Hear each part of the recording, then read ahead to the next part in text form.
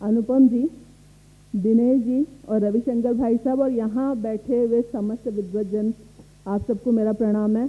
और आज मैं एक बहुत ही महत्वपूर्ण मुद्दे पे अपनी बात रखने के लिए आई हूँ, जो कि मुझे लगता है कि समस्त समस्याओं का समाधान है। जब हम डेमोक्रेसी की बात करते हैं तो डेमोक्रेसी में आज पूरी दुनिया में रिप्रेजेंटेटिव डेमोक्रेसी की बात चल रही है, पर भारत एक ऐसा देश था जो सोशल गवर्नेंस को अपना बेस बनाकर चलता था। आज जो हम ये समाज संवाद की बात कर रहे हैं, ये उसी सोशल गवर्नेंस का एक इंडिकेशन है। शिक्षा किसी भी राष्ट्र का, किसी भी समाज का मूल आधार होती है, क्योंकि शिक्षा का मूल उद्देश्य राष्ट्र निर्माण और चरित्र निर्माण होता है। अगर आज हम दुनिया की स्थिति को देखें तो मुझे लगता है कि शिक्षा की आवश्यकता या शिक्षा में सुधार की आवश्यकता सिर्फ भारत में नहीं बल्कि पूरी दुनिया में है। और अगर हम ग्लोबलाइजेशन ऑफ इकोनॉमिक्स की बात कर सकते हैं तो हमें ग्लोबलाइजेशन ऑफ एजुकेशन की भी बात करनी चाहिए। और एजुकेशन के उस ग्लोबल मॉडल को देने की क्षमता अगर किसी देश में है तो वो सिर्फ ये देश भारत है। अगर एजुकेशन मॉडल पे हम बात कर रहे हैं तो यहाँ पे मुझे लगता है कि अगर हम किसी नए सिस्टम के बारे में बात करनी है तो हमें ये भी जानना चाहिए कि हमारे एग्जिस्टिंग सिस्टम में क्या कोई फ्लॉ है। मैं देखती हूँ, क्योंकि मैं एकेडमिक से जुड़ी हुई हूँ, एजुकेशन का उद्देश्य मैंने बताया, नेशन बिल्डिंग होता है, कैरेक्टर बिल्डिंग होता है, एक ऐसी शिक्षा जो आपको जीवन का सामना करने के योग्य बनाए, एक ऐसी शिक्षा जो आपको ऑब्वियसली आपका, क्योंकि एम्प्लॉयमेंट एक बहुत इंपॉर्टेंट एस्पेक्ट है, एम्प्लॉयमेंट दे। लेकिन आज के समय में 25 से 30 साल एजुकेशन में खर्च करने के बावजूद अगर वो अपनी फील्ड का टॉपर भी है, क्या वो इस बात की गारंटी ये शिक्षा व्यवस्था उसको देती है कि उसको वो एम्प्लॉयमेंट दे पाएगी? 25 से 30 साल खर्च करने के बाद आपको अल्टीमेटली एजुकेशन में क्या मिला? अभी फिलहाल में हम लोगों ने देखा यूनिवर्सिटीज़ में भारत तेरे टुकड़े होंगे के नारे लगाए गए। आज मैं लीगल फील्ड में हूँ, अगर मैं डेटा बताऊँ आपको, डिवोर्स की संख्या बढ़ रही है, समाज में सामंजस्य की समस्या बढ़ रही है, परिवार टूट रहे हैं। और ये सारी चीज़ें क्यों हो रही हैं? क्योंकि इसका रीज़न है हमारे व्यवहार में कहीं ना कहीं परिवर्तन आया। और अगर हमारे व्यवहार में निगेटिव परिवर्तन आया है तो इसका एक बहुत ही मूलभूत जिम्मेदारी अगर किसी की है तो वो शिक्षा की है। अब आप खुद समझ सकते हैं कि एक ऐसी शिक्षा जो ना तो हमें अपने लायक बना पा रही है, ना अपने परिवार के लायक, ना समाज के लायक, ना देश के लायक, और न ही अपनी जीविका कमाने के लायक, हम एक ऐसी शिक्षा पे चल रहे हैं। और हजारों की संख्या में विश्वविद्यालयों में, डिग्री कॉलेजेस में करोड़ों छात्र, मैं बेसिक एजुकेशन की तो बात ही नहीं कर रही हूँ, करोड़ों छात्र हर साल इसी डिग्री को लेकर के निकल रहे हैं। और उसमें से ज़्यादातर एजुकेटेड लोग जो हैं वो अनएम्प्लॉयड हैं। रीज़न उसका एक बहुत बड़ा ये भी है कि स्किल की एक बहुत मेजर समस्या है। स्किल की समस्या इस देश में क्यों हो गई, हमें इसकी भी एनालिसिस करनी चाहिए।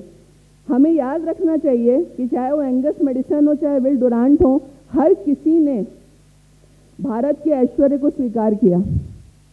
जब भारत विश्व गुरु था तो विश्व गुरु सिर्फ वो ज्ञान के क्षेत्र में नहीं था, ये प्रॉस्पेरिटी में नंबर 1 था, एजुकेशन में नंबर 1 था। दुनिया के 16 महत्वपूर्ण विश्वविद्यालय इस देश में थे, ज्ञान का केंद्र था।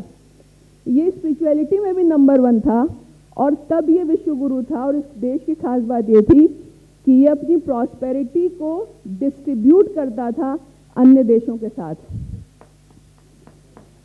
समस्या कहाँ से आई? इस देश पे लगातार आक्रमण हुए, हम सब इस बात को जानते हैं। समस्या आती है, जो मूलभूत कारण मुझे समझ में आता है, इंडस्ट्रियल रेवोल्यूशन के बाद। इंडस्ट्रियल रेवोल्यूशन हुआ, पश्चिमी देशों को मार्केट चाहिए थे, उन्हें अपने उपनिवेश क्रिएट करने थे, उन्होंने एक नई व्यवस्था क्रिएट करी, छल से बल से उपनिवेश बनाए। और दुनिया का जो सेंटर, जब भारत विश्व गुरु था और भारत को ये दर्जा दुनिया ने दिया था, और आज हम माने या ना माने नॉलेज में बहुत आगे हैं, लेकिन अगर आज भारत विश्व गुरु के पद पे नहीं है तो भी मैं इस बात को गारंटी से कह सकती हूँ कि दुनिया का कोई देश आज तक इस रिक्त स्थान को भर नहीं पाया है और न ही कभी भर सकता है। अंग्रेजों ने जो मॉडल हमें दिया, सबसे बड़ा, सबसे डेंजरस मॉडल क्या हुआ? अपने आप को बड़ा करने के लिए इस देश की संस्कृति को छोटा किया गया, और छोटा करने के लिए यहाँ पे नॉलेज सिस्टम जो शिफ्ट होता है वो कहाँ से शिफ्ट होता है? वो धर्म से धन की तरफ शिफ्ट हुआ, क्योंकि पश्चिम का सिर्फ एकमात्र मॉडल था, और वो मॉडल था ज़्यादा से ज़्यादा इकोनॉमिक बेनिफिट प्राप्त करना। आज भी अगर आप देखिए, किसी भी देश की ताकत को अगर अंदाजना होता है तो हमारा मूलभूत स्रोत क्या है कि उस देश की जीडीपी कितनी है। 2 ट्रिलियन, 5 ट्रिलियन, 25 ट्रिलियन, 30 ट्रिलियन, इसी में पूरी दुनिया अस्थिर हो चुकी है। 2 विश्व युद्ध हो गए, वर्ल्ड ट्रेड ऑर्गेनाइजेशन बन गया, यूनाइटेड नेशन बन गया, Universal Declaration of Human Rights आ गया, प्रॉस्पेरिटी के डिस्ट्रीब्यूशन के लिए आपका IMF आ गया, सारी चीज़ें क्रिएट कर ली गई विश्व शांति के नाम पे। आज तक अगर आप आज की दुनिया को देखिए, हमने देख रहे हैं यूक्रेन में क्या हुआ, अफगानिस्तान में क्या हुआ, पाकिस्तान में क्या हो रहा है, श्रीलंका में क्या हो रहा है। ये एक षड्यंत्र था, क्योंकि इन देशों का मूल उद्देश्य सिर्फ और सिर्फ अपनी इकोनॉमिक पावर को बढ़ाना था। अंग्रेज आए, इसी राज करो की नीति के तहत उन्होंने हमारे एजुकेशन सिस्टम को रिप्लेस किया, और सबसे बड़ा जो उन्होंने किया कि एक ऐसा देश जो 100% साक्षर था उसको उन्होंने निरक्षर बना दिया, सिर्फ इस बेसिस पे कि यहाँ के लोगों को अंग्रेजी नहीं आती थी। उस मानसिकता से हम आज भी चल रहे हैं। आज सोचने की ज़रूरत है इस बात पे कि आज़ादी के इतने साल हो जाने के बावजूद भी अगर आज भी हमें एग्जाम्पल देना पड़ता है ना कि साइंस में हमने क्या प्रगति करी थी, गणित में हमने क्या प्रगति करी थी, तो हमें बहुत पहले जाना पड़ता है। अगर वाकई में हमारा एजुकेशन मॉडल अच्छा है तो अंग्रेज़ों के आने से, या चलिए उनको भी छोड़ दीजिए, आज़ादी के बाद से लेके अब तक शिक्षा में, टेक्नोलॉजी में, एजुकेशन में क्या हम कोई ऐसा मॉडल दे पाए क्या जिसको दुनिया ने फॉलो किया हो? हमने उनके मॉडल को फॉलो किया, वो मॉडल जो फ्लॉड है। मैं देखती हूँ, मैं लॉ की प्रोफेसर हूँ, 50 लेजिस्लेशन हमने बना दिए, बच्चों का कॉमन सेंस हमने उनसे छीन लिया है, उनका कॉमन सेंस काम नहीं करता। उनसे आप एक सवाल पूछो ना, उसका जवाब वो किताबों में ढूंढते हैं। हमने पूरी की पूरी व्यवस्था किताबी व्यवस्था बनाई, और उन किताबों से उनके दिमाग को इस कदर लॉक कर दिया है, प्रश्न उनके अंदर जगते ही नहीं है। प्रश्न अगर जगते हैं तो या तो दबा दिए जाते हैं या उसके उत्तर अवेलेबल नहीं है। सिलेबस एक प्रिस्क्राइब कर दिया, कुछ लोगों की किताबें उसमें प्रिस्क्राइब कर दी, वो लिखने वाला कौन है, उसकी सोच कैसी है, सही लिखा है, गलत लिखा, आपको वही पढ़ना, और सिर्फ पढ़ना नहीं है, बचपन से आपको सिखाया जाता है कि आपको उसी पे बिलीव करना है। वो गलत है तो भी आप उस पर बिलीव करो, और यही सबसे बड़ी समस्या है। हमने क्या किया, हमने अपने एजुकेशन सिस्टम में, एजुकेशन में दर्शन बड़ा इंपॉर्टेंट होता है, और मुझे लगता है हर चीज़ में फिलॉसफी की बड़ी इंपॉर्टेंस होती है। जब हम दर्शन की बात करते हैं तो हमने कभी कंपेयर ही नहीं किया कि हम ट्रांसलेशन करते हैं फिलॉसफी का दर्शन में। दर्शन का ट्रांसलेशन या फिलॉसफी का ट्रांसलेशन दर्शन नहीं है।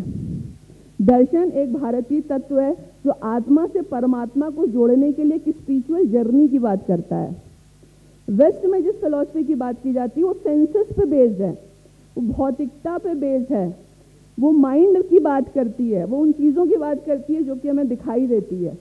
उनके लिए वो चीज़ें ज़्यादा इंपॉर्टेंट हैं जो हमें फिजिकली सेटिस्फैक्शन देती हैं, इसीलिए वो कंज्यूमरिज्म बेस्ड है, वो लग्जरी बेस्ड है, वो फ्रीडम की बात नहीं करती। यहाँ पे हम कहते हैं या विद्या सा विमुक्तये, विद्या वो होती है जो हमें मुक्त करती है। और हमने कैसे विद्या बनाई, बचपन से जिस दिन से आप स्कूल जाते हो पहली चीज़ उस प्रोफेशन में जाओ जिसमें पैसा ज़्यादा है। तो आज हमें सोचना पड़ेगा कि समाज जिस चीज़ की वैल्यू करता है लोग वैसे ही बनते हैं। जब इस देश में ज्ञान की वैल्यू थी तो हम विश्व गुरु थे, जब इस देश में धन की वैल्यू हो गई तो हम सारे के सारे लालची हो चुके हैं। दुनिया में एक मॉडल चलता है, हम बात करते थे सबकी, कलेक्टिविज्म की, आज आप देखिए इसको सेलिब्रेट किया जाता है। लॉ में हम लोग जोर जोर से पढ़ाते हैं, जिसको कि मैं पर्सनली बहुत क्रिटिसाइज करती हूँ। आप सुप्रीम कोर्ट के जजमेंट देखो आप कलेक्टिविज्म से इंडिविजुअलिज्म की तरफ जा रहे हो। मैं सबसे इम्पोर्टेंट है, और अगर मैं इतना इम्पोर्टेंट हो गया तो आपकी शिक्षा व्यवस्था, आपका समाज, ये चीज़ें कैसे चलेंगी? शिक्षा को अगर हमें चलाना है तो हमें बहुत सारी चीज़ों को वापस लेकर के आना पड़ेगा। और इसमें चूंकि समय कम है, मैं कुछ बातें रखना चाहूँगी जो मेरे हिसाब से बहुत इम्पॉर्टेंट हैं। और अगर हमने इसको नहीं किया तो आने वाले समय में न केवल भारत बल्कि संपूर्ण विश्व एक बड़ी त्रासदी की तरफ बढ़ेगा। हमें समझना होगा, मैं भी देख रही थी, मैं कुछ चीज़ें निकाल रही थी, मैं सुबह से सुन भी रही थी, शायद हम इन चीज़ों को सोचते नहीं हैं। करप्शन के हम सारे मारे हैं, पर्यावरण पे बात होती है, पूरा पर्यावरण हमने नष्ट कर दिया। धन से जब धर्म निकलता है तो भ्रष्टाचार आता है, शिक्षा से धर्म निकलता है तो अनैतिकता आती है, न्याय से धर्म निकलता है तो जजमेंट आते हैं। हम जजमेंट प्रोनाउंस करते हैं, हम जस्टिस नहीं देते। पर्सनली मैं इस बात को लेकर बहुत कन्विंस हूँ, चाहे जुडिशरी सिस्टम हमारा जो भी बोले, we are a judgement pronouncing system, we are not a justice delivery system. न्याय से धर्म निकलेगा तो जजमेंट आएगा, राजनीति से धर्म निकलेगा तो राजनीतिक भ्रष्टाचार आएगा, व्यवहार से धर्म निकलता है तो कपट और लालच आता है, और व्यक्तिगत जीवन से जब धर्म निकल जाता है ना तो अशांति आती है, विकास से जब धर्म निकल जाता है तो विनाश आता है। अभी हम लोगों ने देखा सुबह से कि जो हमने ये एक्सप्लॉयटेशन का मॉडल दिया है, जहाँ पे हमने पूरी प्रकृति को अपने आप को पूरी प्रकृति का मालिक समझ करके इसका जबरदस्त एक्सप्लॉयटेशन किया, और आज पूरी दुनिया में क्लैशेस इस बात की हो रहे हैं कि नेचुरल रिसोर्सेज को कौन ज़्यादा से ज़्यादा एक्सप्लॉयट करेगा। तो पूरे विश्व का अगर हमें कल्याण करना है तो इस शिक्षा व्यवस्था में हमें धर्म की वापसी करनी पड़ेगी, और ये धर्म वो धर्म है जो भारतीय ज्ञान परंपरा पे बेस है, जो सबके कल्याण की बात करता है, वो चर हो अचर हो, जीव हो, पशु हो, पक्षी हो, जंगल हो, सबकी बात करता है। और अगर हमने इस धर्म को वापस शिक्षा में प्रतिष्ठित नहीं किया तो आने वाला समय हमारे लिए बहुत ही खतरनाक होगा। गुरुकुल शिक्षा में एक बात पे बहुत जोर दिया जाता था, और मैं इसी के साथ अपनी बात खत्म करूंगी। हमें आज के समय में सिर्फ एक चीज़ पे एम्फसाइज किया था, किताबें पढ़ो और पढ़ो और पढ़ो। मेन ज्ञान के सोर्स कौन से हैं? भारत में ज्ञान परंपरा इससे बड़ी कि हमने माना सृष्टि हमारी ज्ञान की परंपरा के मूलभूत तत्व है।